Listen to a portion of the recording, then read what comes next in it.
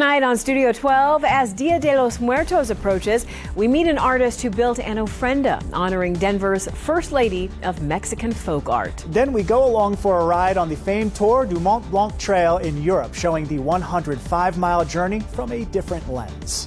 Plus, a conversation with chef and entrepreneur Mary Nguyen on leaving behind the finance world to start a restaurant business and what it means to follow your passion. Then we close the show with a performance from Trampled by Turtles, filmed live at the Grand Lake Folk Festival. All of that and more right now on Studio 12. From the Five Points Media Center in the heart of Denver, Colorado, this is Studio 12. Hi, I'm Bazi Kanani. And I'm Ryan Harrer. Welcome to Studio 12. As Dia de los Muertos approaches, starting on November 1st, we follow artist Cal Duran as he brings new life to an age-old tradition. In our Heart of the West segment tonight, Cal shows us his ofrenda installation at History, Colorado, in honor of the late Rita Flores de Wallace. She was known as Denver's first lady of Mexican folk art, a teacher and storyteller who helped shape Colorado's cultural heritage. Now, through Cal's hands, her legacy continues. We caught up with Cal as he created this year's altar, blending his own indigenous and Latin roots with Rita's textile work in a powerful tribute that connects generations. Take a look. I grew up, my mom was adopted and my father was in and out of prison. So we didn't have this like grounding of a cultural presence, but I always had this longing of knowing where I come from. So art was a way for me to remember, like where I came from. I didn't go to art school. I didn't graduate high school. It was my senior year and they wanted me to go to a gym class and it was 2 months before my graduation. And I was in art class all the time. I was winning awards with this organization called Scholastic Art and Writing Awards. My art got sent to New York and I just knew I wanted to be an artist. So gym was just like, so they kicked me out and I was like, okay, I'm not gonna go to art school, but I am just gonna keep creating. So I work with clay, and clay, I believe, holds all the memories of the earth. And it holds all the elements. It's earth, air, fire, and water. And I teach clay as well, and when I see that, when students create from clay, it's that intuition. It's that inner remembering of working with the earth. And so my art is really about honoring my ancestors, my identities.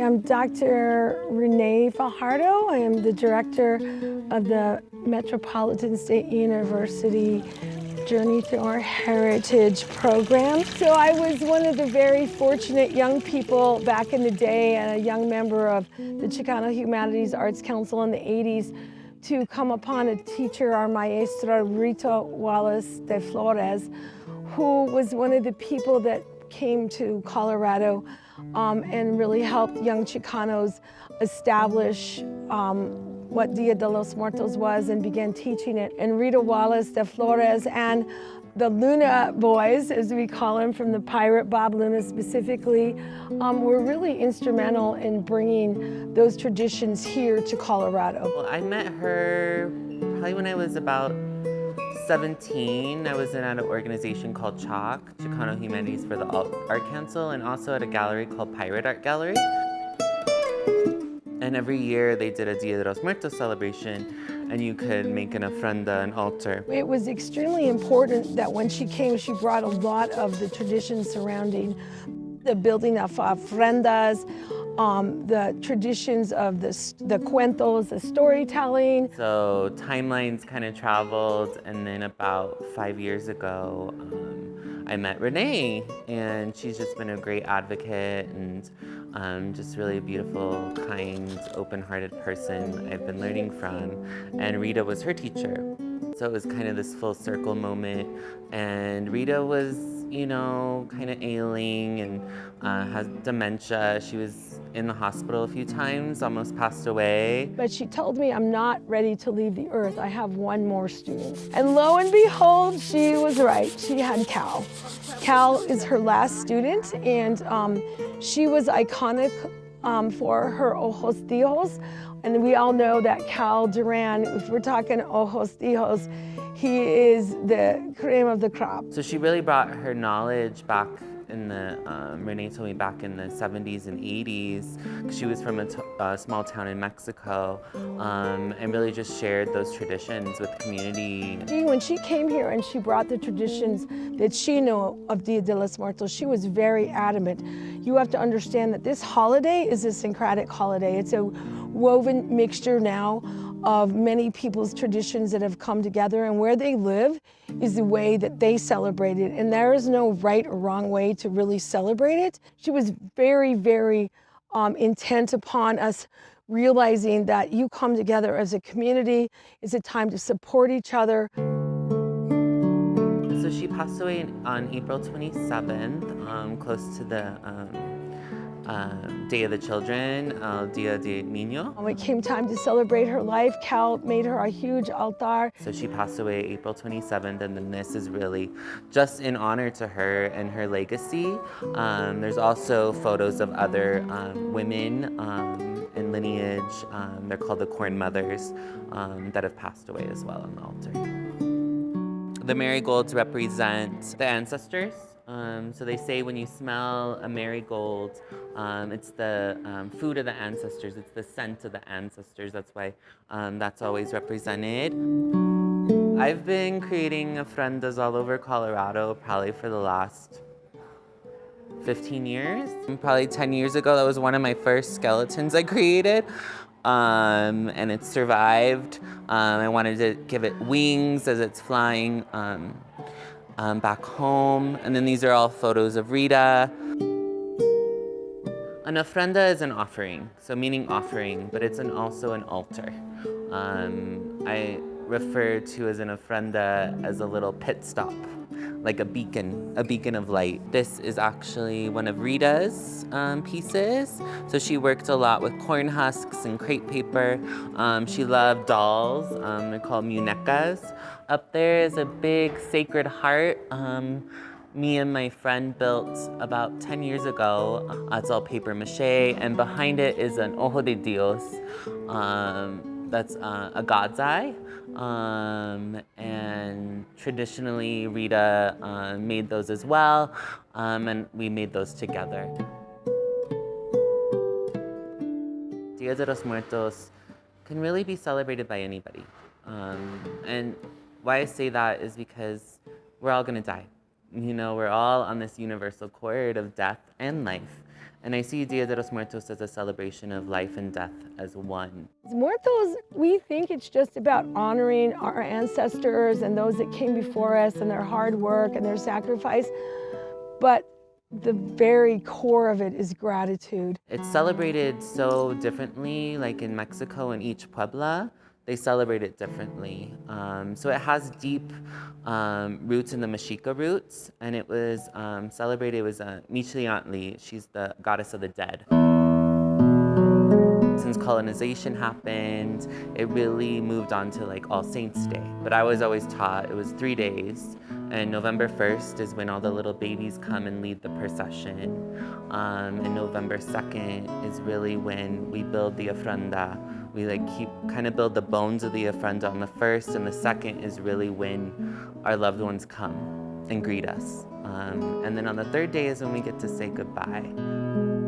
I think it's good that culture of Dia de los Muertos is brought into that forefront, and that kids are really recognizing that, and that it's not so taboo to talk about death, and to really, be grateful that we get to wake up every day and to really just give offerings that, every footstep that we take is an offering, for the ones before us. When I was younger, I think it was kind of a smaller pocket, but I think like with the commercialization of it too, it's gotten wider spread. But I think that's also a gift because I think people need to know more about it. I think we definitely are preserving traditions in a way because this is honoring Rita and her traditions of what she taught us. And I'm always kind of I have an open heart, and I think, we can preserve, but also that kind of puts a lid on our traditions when I think we need to meet our community where it is now. And having it front and center here, this is a community altar, so people could add messages to their loved ones. This isn't about Rita, this isn't just about the women on the altar, but it's really a connective thread to everybody.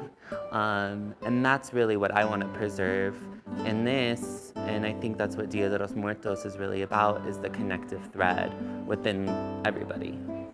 These are all messages I see that community has already offered. I believe Dia de los Muertos is every day, all day. We should celebrate, the ones that have left this realm, because their memories are like seeds planted inside of us, and we get to just really share that with everybody we meet. What a special connection these two have. And obviously, Rita was an excellent teacher, given Cal's beautiful work. A colorful and really touching tribute. Absolutely. Cal's exhibit will be up through November 9th. For more information, you can go to historycolorado.org. There are lots of Coloradans who would describe themselves as outdoorsy, always looking for that next hiking challenge. If that happens to describe you, you might want to add this one to your bucket list. Pretty cool. The Tour du Mont Blanc is one of Europe's most iconic treks, a 105-mile loop that circles the tallest peak in Western Europe, passing through France, Italy, and Switzerland. In today's Viewfinder segment, PBS 12's own photojournalist Rico Romero took to the trail himself, bringing back stunning footage and a first-hand look at what it takes to complete this incredible journey. Here is Rico's Tour du Mont Blanc. Hi, I'm Rico Romero, photojournalist with PBS 12 here in a small town in the French Alps at the start of the Tour du Mont Blanc, and I'm going to take you with me. For outdoor Coloradans looking to try something new, let me introduce you to the Tour du Mont Blanc. I recently did this 100-mile hike with my wife and some friends. Mont Blanc is one of the most iconic peaks in Europe and one of the tallest as well. It's a little higher than a 14er, sitting at 15,766 feet, but on this trail you will not be hiking to the top. You can start this hike pretty much anywhere, but the traditional starting point for this is just outside the French town of Chamonix. This is a loop hike, and the most popular way to hike this is counterclockwise, but lots of hikers still prefer hiking clockwise as well. We started right here in a town called Les Houches, which is just outside of Chamonix, and hiked down to the cable car to get started. This is a really popular way to start the hike, plus it saved our legs for the long journey ahead. That's my friend Carly. And over there, that's my friend Steve. We met this really cool dog at the top wearing a rain jacket when we got off the cable car. Here's our first photo we took to start our trip. That's my friend Carly on the left, my wife in the middle, and my friend Ann on the right. Slight rain all day actually made for great hiking conditions. This was our introduction to the trail, and despite the rain, we couldn't have asked for better conditions. I have to admit, I was pretty nervous, wondering if I had trained enough for this, but to our advantage, most hikes we do in Colorado are higher in elevation, so it made hiking in this area of the Alps a little bit easier. Le Contamine would be our first pit stop on the trail. Our accommodations for the night would be in a really cool motel-style place, but each night it would change, as you will see later. Packing light is essential on this hike, so that sometimes means washing clothes in the sink and hand drying, or in this case... So we've started day 2 on the hike, and we've made it to the Notre Dame de la Gorge, which is basically the base of when we start the next uphill. And if I could flip it around to show you... We're heading that way. We met some friendly cows right before we started our next big uphill section, and also this friendly cat from a refugio nearby that we didn't stay at. He decided to hike with us for a few minutes. This section was our longest hike on the trail and also the highest elevation gain. There are 2 different ways you can travel in this section. There's the regular way on the trail, and then there's a variant trail. If the weather permits, the variant is a little bit shorter but steeper in elevation. Even though it was a little bit cloudy, we took a chance and took the variant route, and it really paid off. After we trekked through a little snowy patch, the valley opened up to some amazing views. We had a slight run-in with a cow, no thanks to my friend Ann for mooing at it. Oh God, no. But then we made our way over to our first refugio, Moté. If you're wondering what a refugio is, it's basically a mountain hut similar to a bed and breakfast, but instead of breakfast, you get dinner. This was our first experience with family-style dinner, and they played some interesting music for us as well. This is the type of experience you could expect from most of the refugios, minus the music performance. You'd typically be sharing a table with some strangers and enjoying the evening with everyone's company. Day 3 was an exciting day because we would be crossing into Italy. Each day you can expect to gain around 2,300 to 3,500 feet of elevation and then lose about the same each day. So a lot of hiking uphill in the mornings and then downhill in the afternoon. Crossing into Italy felt like such a big accomplishment. It was fun to take some pictures at the border and head down to our next refugio. Day 3 now on the Tour du Mont Blanc trail. I have just crossed into Italy, and for the first time, I can see Mont Blanc. We made it to one of my favorite refugios on the trail and rested up for what I thought was the most picturesque hike on the trail. Day 4 now on the trail. It's definitely a little bit warmer today, which is nice because it was quite cold yesterday. But today is said to be the best views of Mont Blanc. And boy, did we get lucky and got blue skies and that. At the peak of this hike, most hikers will experience the highest altitude on the trail unless you take a variant on the very northern end of the loop where the altitude is a little bit higher, but it was a great place to stop and take some pictures of Mont Blanc. The temperatures can vary from day to day in the summertime. We got lucky with most of our days being in the 60s, but be prepared for days in the 80s with a decent amount of humidity in the summertime. We ran into some hikers who got caught in a snowstorm. Yes, that's right, a snowstorm on the variant trail that we were on just the day before, so you have to be prepared for all weather conditions. After the stunning views of Mont Blanc, we came down a very steep mountain and into the Italian town of Courmayeur. This is a great spot to take a rest and even an extra day off if you'd like, since there are plenty of accommodations and restaurants as well as shopping for supplies or even souvenirs. We had an extra day of much needed rest and then we headed back up the mountain. Courmayeur is considered the halfway point from Chamonix, and if you're only looking to do half the trail, there is a tunnel that connects Chamonix and Courmayeur, so you could start hiking in one town and take a shuttle back to the other town. When hiking, you'll want to take anywhere from 2 to 3 liters of water with you each day. There are plenty of places to fill up on the trail too. If weight is an issue for you and you're trying to keep your weight down to a minimum, take less and fill up often. You'll see a lot of fountains or faucets similar to these with running drinking water in several spots throughout the trail, typically as you pass through the villages. We made it to Refugio Bonatti early in the day and had a lot of time to enjoy the area around the Refugio. Day 6 on the TMB trail, and today it is quite cold. The wind is howling, but hopefully gonna let up. We have blue skies and sun, so I think that's gonna help. We left Refugio Bonatti, which was great accommodations, great food, great fun. And today we are headed to La Folie.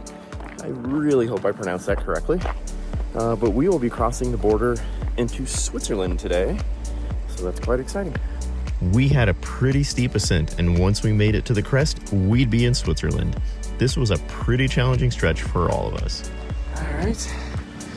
After a windy, cold hike, ascent to the top, this is the border to Switzerland. Okay, it's funny how deceiving pictures can be, because you can't tell how cold and windy it was here, but I can assure you, we were struggling to stay warm here at the border into Switzerland. The good news was, it quickly warmed up on the descent down into Switzerland, so as I've said before, be prepared for all weather conditions. La Folie was a tiny mountain town, but it did have a grocery and outdoor supply store for you to restock anything you might have needed.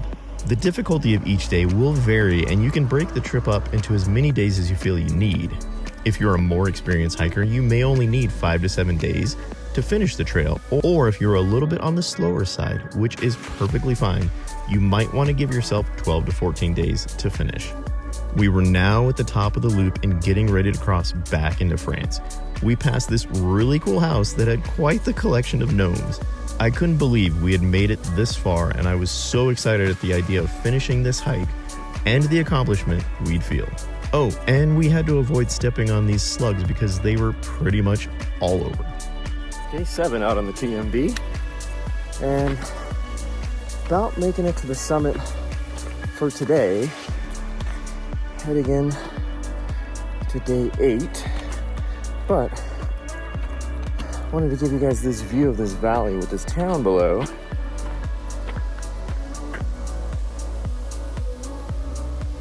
Just incredible. The trail is marked really well with markers similar to this, so it's pretty easy to stay on trail. We did a good job following the markers right back into France. But we also had a GPS navigation app, which was super helpful, and I highly recommend it. This was a cool border crossing for us because the clouds were super low and we felt like we were walking in them. But just like the other border crossings, the weather was completely different just on the other side. We could see Chamonix in the valley in the distance and only had one more night on the trail. We came up to a really cool section of the trail, which we so creatively called the ladder section. You have to climb a series of ladders to get up to the next and last pit stop. We did it and made it to our last refugio on the trip, Lac Blanc, which turned out to be our favorite with the absolute best views of Mont Blanc. But seriously, just look at these views. Our bunk room at the refugio was a room for 5, which worked out perfectly since there were 5 in our group. Here's what it looked like to give you an example of what you can expect from a similar room on the trail. A good night's rest, and we were off to hike out to the cable car and then down into Chamonix to finish this incredible journey. But before we headed down, we stopped to watch some hang gliders taking off above Chamonix.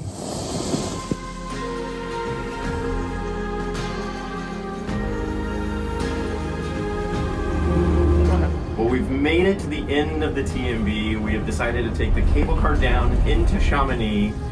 It's been a heck of a journey, lots to share, lots to think about, but overall, just very pleased to be able to share this experience with you.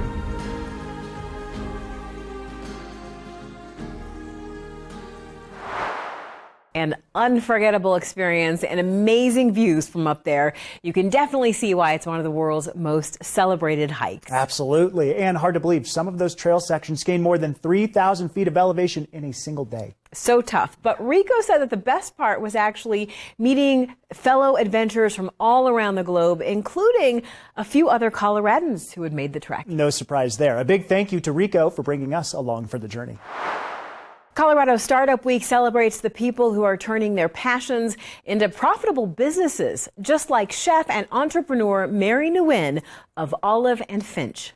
She left a career in finance to follow her heart into hospitality, building Olive and Finch into one of Denver's most beloved restaurant brands, known for healthy, accessible food and community. PBS 12's Franny Matthews sat down with Mary to talk about her journey from Wall Street to Main Street and the lessons she's learned along the way.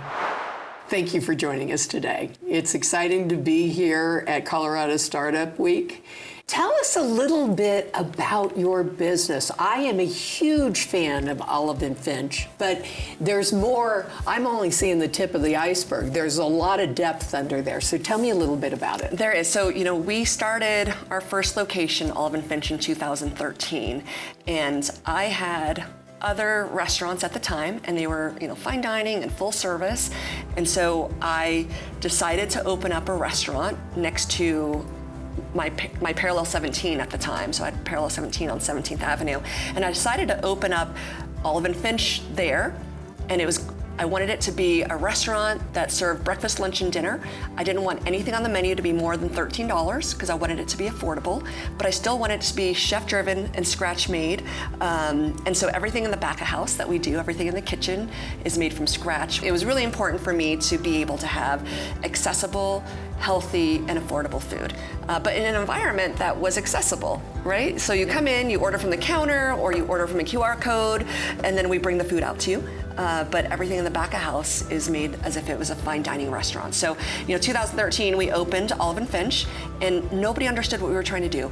They thought we were trying to open up a fast food restaurant because you order from the counter. And back in 2013, Olive and Finch, just the concept, the format was unheard of. And so, we opened up December 3rd, 2013 to a line out the door. And the next year, 2014, we were awarded Best New Restaurant by 5280, by the Westward, and by Zagat. And that was the first time that any casual counter-style restaurant had not just even won, but have been nominated. Since 2013, our early days, we've opened now 4 Olive and Finch locations. We've opened also a Little Finch. I like to call it Olive and Finch's little sister. It's our cafe all day that focuses on pastries and breakfast items in the morning, but then cocktails at night. But we also have a wholesale company. So it's a company that serves institutional clients. We make grab-and-go meals, pastries, cold pressed juices, and we sell that to hospitals, hotels, grocery stores, and we have a lot of different accounts at the airport. And that actually is the biggest part of our business. It's 60% of our sales is our wholesale business. In recent weeks, I've had several conversations that have talked about short supply chains. So I'm assuming that you also are buying local. We're buying local, and I think, we're at a point now where we have economies of scale, as you mentioned. So, we have really great buying power, and because of that, we are able to buy at really great prices, but because we have this wholesale company, we also control the production and the distribution of our products. And I think that's a part of our secret sauce. That's awesome. Yeah. So let's step back a little bit, because you have not been a restaurateur your entire career. So you started out in finance and working in commodities. Yeah. And kind of in a corporate environment, right? Yeah, very, yeah. So very. What was this? Was this a brewing passion of yours? And what was the tipping point that made you say, I'm doing it? Well, I would say first leaving finance was the scariest thing I've ever done, but also the best thing I've ever done. My background, I'm a first generation Vietnamese American. My parents came here as refugees at the fall of Saigon. So they came here with literally nothing but the clothes on their backs, and they had 4 kids, and my grandmother came with them. And they came here to pretty much give us a better life. And I think that is really something that's stuck with me, and it helps me work harder than I think anybody would normally work because of the sacrifices they've made. But because of that, I think that, in my early days when I was working as an investment banker and then as a commodities trader, while it was really financially fulfilling and it was something that my parents were really proud of, I didn't find the connection. And now in retrospect, 20 some years later, I think about what has driven me to hospitality? And I think about those moments when I was young, and I would never see my parents because they were working all the time. But when I did see them, maybe it was once a week, and we would have dinner together as a family, all of us together. And that connection and those times where you're enjoying a meal, that really was something that stuck with me. And so as I was going through my career in finance, I was well, this is really great, but I'm missing something. And the funny thing is I didn't even start cooking until I started cooking for myself in college. You're kidding. Yeah, and so I decided in 2001 to leave finance because I wanted to learn how to cook, and I wanted to open up a restaurant. And so I did that. So Olive and Finch, we found out that there's a lot more than what we see on the surface. Yeah. And you've scaled, but you've scaled, it looks like, really in an organized and thoughtful manner. And you're going to continue to scale. So can you talk to me about lessons in scaling and how you look at this so that you're making good business decisions, and yet you're not stifled by fear of growing. Yeah, absolutely. I mean, I think for me, scaling, especially in hospitality, it's really, it has been one of the hardest, but also most eye-opening parts of building my business. I think people assume the challenge is replicating food, but actually that's the easy part. You know, what's harder is really translating the heart of a single neighborhood location and being able to put it into completely different environments. And, you know, I think, you know, if you look at our cafe, Little Finch on 16th Street, or our location in Cherry Creek, or our location at Union Station, or the Arts Complex, you know, I think that each space has its own rhythm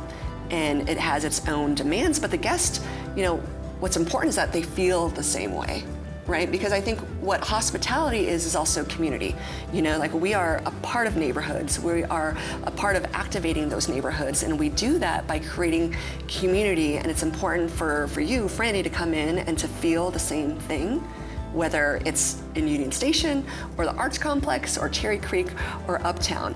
And I also think that as I've been able to scale, you know, we opened our first location in 2013, it's 2025. We now have 7 locations, we have 300 employees.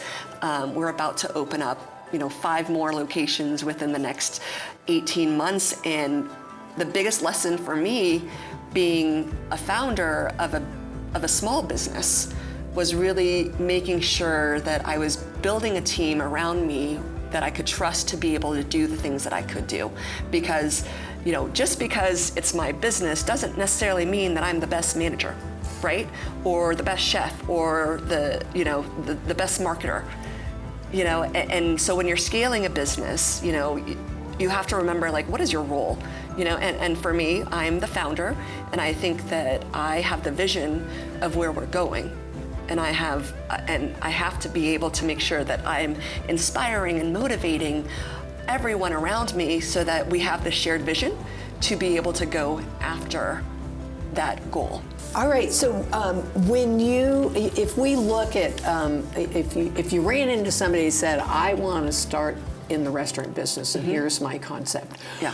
What would you tell them? What would your big piece of advice be about jumping off on this? Yeah, well, first, know your why and hold on to it, because it's not going to be easy. Like, this industry, it's going to test you in ways that you really can't imagine. I think that you have to really understand what you're walking into, because the hours are long and the margins are really, they're laser thin. And I think that, you know, people see busy restaurants, or they see, you know, shows on TV, or they see Top Chef, or, you know, this or that, and it's very glorified, right, in what we do, because you're just throwing a party every day, you know, like, you know, it's like having a great party at your house, right? It's like, well, why can't I do this, you know, every single day? But it's a lot harder than just cooking and hosting. You know, I think that if your why is just, I want to own a restaurant, I don't think that that's going to carry you through all of the hard nights. And, you know, I think that if your why is about something bigger, maybe it's sharing flavors that you grew up with, or maybe it's creating places for people to feel seen and to be seen, or to be a part of a community, or to provide something for the community, then I think that will really carry you when you want to give up. Mary, it was great to sit down and talk to you today. I really appreciated it. And one of the things that was kind of an aha that you said really early was that you really created a market. We had a vision of a counter ordering to be coupled with fast food and not so healthy. Right. And you overcame that. And I have been to 3 of your restaurants, the one at DCPA, the one in Cherry Creek, and the one on 17th.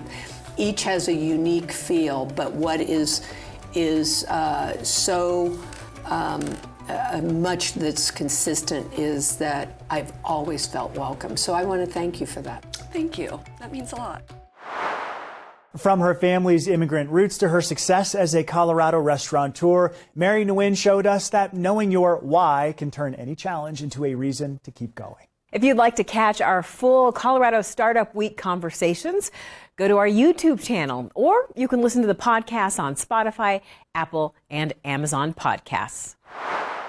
The debate over safety and privacy is heating up again as more cities are turning to technology to help police solve crimes. And that debate spilled over onto the table at Colorado Inside Out. Let's check in now with Cal Duran. Hi, Bozzy and Ryan. You know, we talk all the time about what more can be done to keep us safe and keep us feeling safe. How do you feel about surveillance cameras and facial recognition technology to help make more arrests? There are definitely two sides. Do what it takes to make our community safer, or is this route an invasion of privacy for law-abiding citizens? Here's what our insiders have to say. Now let's talk about the push for more cameras around us to assist law enforcement. Aurora City Council has signed off on the use of facial recognition technology to help solve some cases. Arvada and Meade are already doing this. And despite urges before the City Council this week in Denver, Denver is upping up its contract with Flock Safety. Tyrone, where would you like to start? I just think that this is a huge mistake. I mean, we have seen the data, and these facial recognition, the technology is not there yet. And I think, bias that are within these machines is very much present. The statistic from MIT, right, and I think that it has not been disproven, is that there is a 34.7% error rate for identification of black women versus a 0.8% error rate for white men. I think that this is significant as one of the folks who actually authored the complaint for the Gilliam family, which, if you remember, back in August of 2020, a group of girls with their aunts and mother going to like a girls getting their nails done outing, all held at gunpoint, face down on the hot pavement because they misidentified them, and it was actually a license plate for a motorcycle when all of them were in a rather large SUV.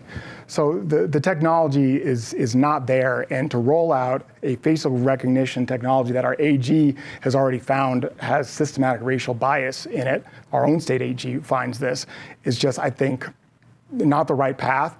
But interestingly, I think it was ICE who searched it 1,400 times. I mean, they are the primary user of this. So I think we'll probably talk about it a little bit later in the program. But this does seem to be consistent with a trend of bowing to ICE and the administration as well. All right, yeah. So I've had a conversation with the mayor about this and other Latino leaders who were very concerned about what kind of protections were going to be available for this data. And I think we all sit here and say, do we have people on staff who are going to be sure and have oversight to make sure that this database never gets cracked or nobody ever gets into it? I think there's all that concern in the background. I did talk to some council members on both sides of the issue, feeling like the fulfilling of this $500,000 grant, no cost extension. And I think, they're kind of split on whether or not he's using the powers that he has versus coming back with a better contract in the long run. I will say that hundreds of people packed a room to have this conversation. I've been getting texts since COVID. There was a ballot issue that was circulating around banning facial recognition. And it was only because of COVID and the inability to petition successfully that one disappeared. So I feel like this is just the beginning. And when you think about the collusion of the surveillance state as a millennial since the Patriot Act, I think there are a lot of people who don't want to see it. You mentioned the meeting Wednesday night, but even before the City Council Monday night, yes, a lot of people were standing up and saying, please do not go forward with Flock. Well, and the meeting had already been set up for Wednesday because it was a neighborhood meeting.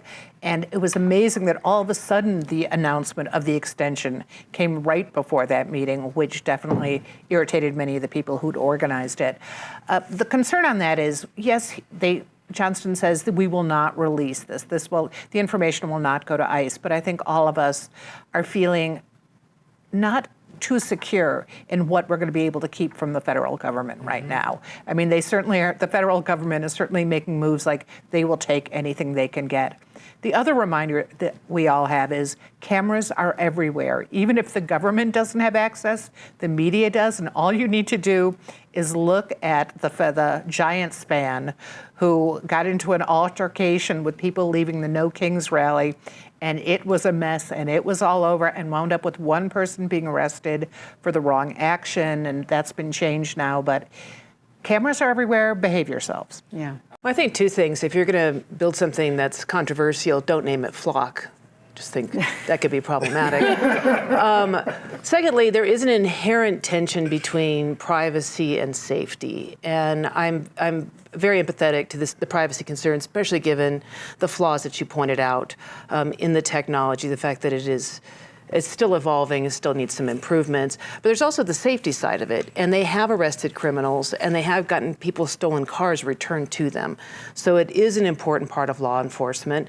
We're talking 100 cameras in a pretty good-sized city, so it's not that there's a camera on every street corner. These are placed pretty strategically. So even though I'm aware that there are some problems, I also think that there's some benefits. And as somebody who's been a victim of crime, I tend to err on the side of giving the police those tools to be able to arrest those criminals and return stolen property. And I do hope that the governor's or the mayor's word and the systems they're putting forth together, the contract, that they will be able to keep this information in-house and that it doesn't go inappropriately ties. That was just one of the topics we talked about on the latest episode of Colorado Inside Out. You can catch the entire show on YouTube, the PBS Passport app, Spotify, or Apple Podcasts. And you can also find past episodes in those places as well. So take some time to get informed, and then don't forget to vote on Tuesday, November the 4th. Social media is a big part of how many teens communicate with each other, and there are more social media platforms than ever before, from group texts to apps like Snapchat, Instagram, and TikTok. But for parents, this hyper-focus on social media raises a lot of important questions. How much time on social media is too much? Should I say no to it altogether? And what's the best way to respond when concerning images and information pop up? To help families navigate those difficult conversations, we spoke with licensed family therapist Ryan Long, who has worked with teens and parents for nearly 3 decades. Here's what he had to say. Parents, social media, it is tricky. Some parents say no social media, no Instagram, no nothing. And I know that there are some parents that truly believe in that and think that that's what's going to be best for their kids. Also, some parents, it's unlimited social media. You know, every day, all day, scroll every platform from TikTok to Snapchat to Instagram to, all of it. I have noticed with the parents that I work with, somewhere in the middle is the best for the kids. I'll tell you why. If they have no social media, I've noticed a lot of kids, they're almost not even connected to their generation, like to the memes and the humor and to all those different things that are being spread. Now, I know a lot of it's not good or healthy to see, but it is the way they connect. When they don't have any access to it, they're kind of like, at times I've noticed a lot of kids are like losing out on being able to connect with other peers. When there are no limits, that is also very scary, because that is, as you read and see all day long in the news and media, higher suicide rates, higher depression, higher self-harm. So I have noticed that having some limits is what's best. I have 5 of my own kids between the ages of 11 and 21, and I'll go downstairs in the basement and I'll look around, and a lot of the kids, I know it's different. I know it's different than my generation, but a lot of them are looking on their phones, sharing different memes and TikToks with each other, and just laughing their heads off. It's a little tricky because you want them to have it, but that you don't want them to be overexposed to it. Parents, it's important for you though, whatever you do decide, that you're making it clear and realistic boundaries around it. And the reason I'm saying that is a lot of parents try to limit all access to their kids, and a lot of kids will find very creative ways to get their social needs met through social media in other ways or formats. So a lot of times parents just don't know, or kids hide it. Parents have to realize that for a lot of kids, being a part of group text messages, snaps, DMs, that is the way teenagers communicate. The number one way teenagers communicate nowadays is through Snapchat. So if you don't allow Snapchat, you are now cutting out the way kids communicate. So parents, if you do decide to be a house or a household that limits or doesn't have any access to social media, make sure that they have ways, creative ways, or figuring out creative ways for them to communicate with their friends. We had telephones.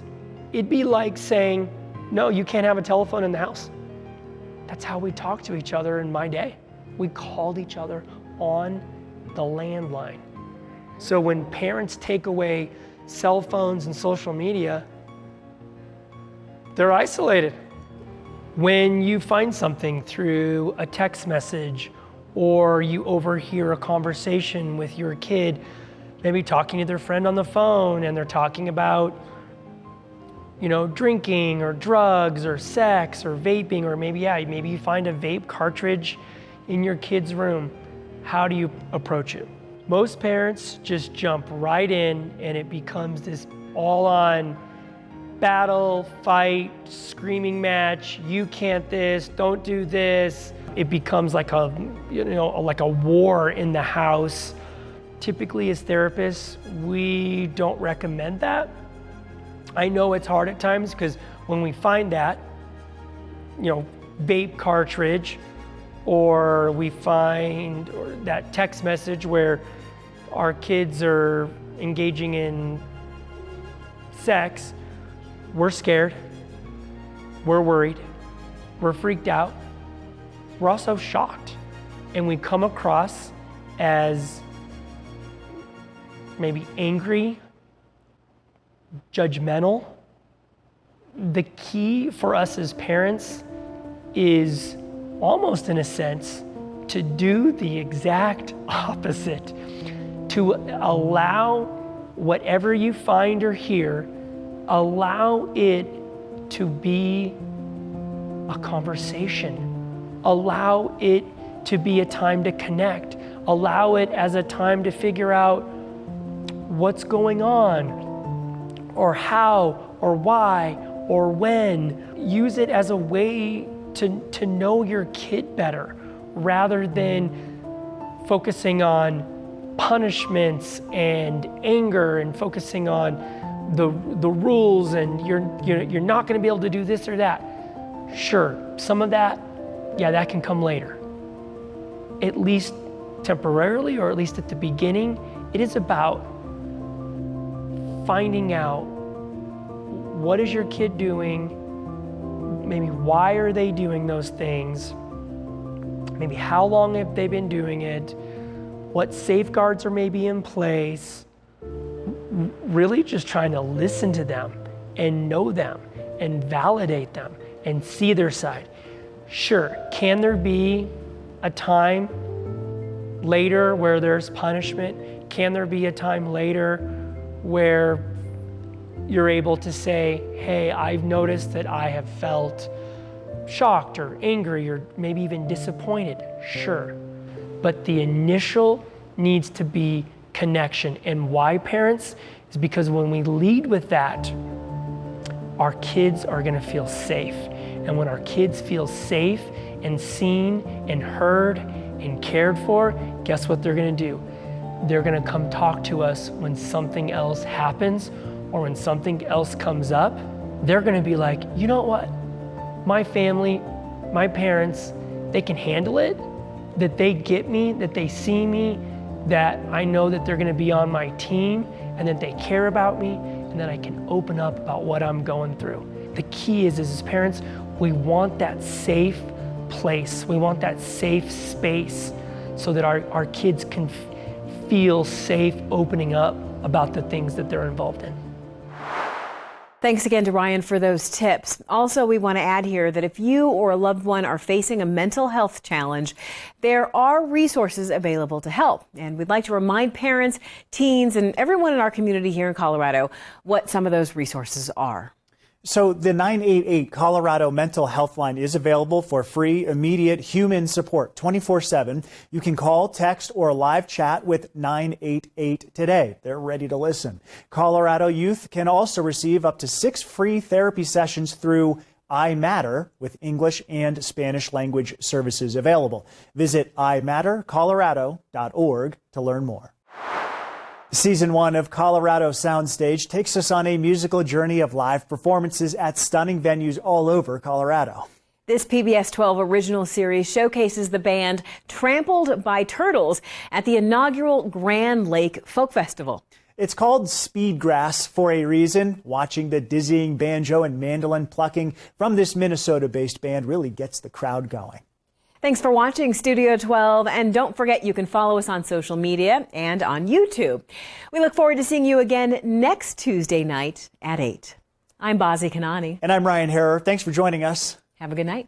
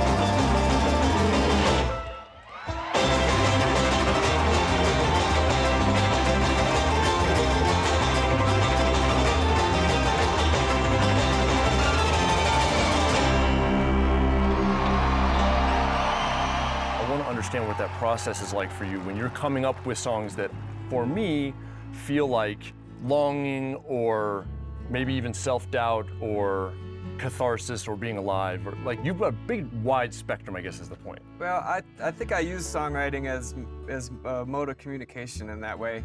I hate to use the word like therapy because it's maybe a little off the mark, but for me, that's a way to explore all sorts of places. I've always tried to maybe describe more of a time and place, and it might maybe lean a little abstract sometimes. When I listen to your music, and I've been way off before, but the things that come to me are things like a certain yearning. Victory, for example, was very much, there's an aliveness to it. Like the song ends and I'm just like left on this rush of like, I feel alive right now. Oh, that's great. And I have overcome something in that narrative. But I'm wondering what it is like for you as you're being generative about that stuff and the sort of the creative torture that goes on. the torture part for me is writing. And I love it. And every writer I know that I've talked to goes through something similar, but it can be a real hard thing to do and to keep doing and to keep searching for new places to explore, new ways to write a 3-minute song that rhymes, you know? I mean, after 20 some years, you're like, well, what else do I have to say? So for me, that's the struggle part is the creative process. The joy is when you get that piece of work to a place that you're really happy about, that you're proud of, and that you're ready to kind of share with everybody, which is the scariest part of my job, really. The creative part of it, like the writing part of it, is for me, it's the part I like the most and the part I'm most interested in and the part that I explore the most and really the point of all of this for me. I mean, I started playing guitar and singing as a vehicle to write songs, you know what I mean? Community has been a big part of my artistic life, and I have to think about it when I say that because I generally do most of my work completely alone. I've only recently started writing songs with other people, which is a pretty common practice for a lot of songwriters, but I used to, especially before I had kids, I would kind of go sequester myself in a cabin or someplace off the beaten path, off the grid half the time to write. Yeah. For me, the writing part is very personal, but when it comes to bringing that anywhere outside of my own brain, it takes a community, right? Yeah. Fans of the music is a community that we have a relationship with now for a long time. The group of guys that's on the road, group of people we work with, all of our families together, all of that, man, it all takes the support of all of that to make even one show happen. Yeah. Victory was actually started and ended up becoming about, because that was the song I took like a year to write. I don't remember every song, but that one sticks out to me particularly because it took so damn long. But it was when we were expecting my daughter, Lucy. And the idea of Victory in that way for me was that we made a person, you know what I mean? And that's like the most common thing in the world. But it's obviously a huge deal for everybody that does it. And so that was it was more like the mood I was in at the time. And so I was exploring that, and there's not a lot of lyrics in there about, I didn't even know her yet, you know? But about pregnancy or anything, but that was where the Victory came from.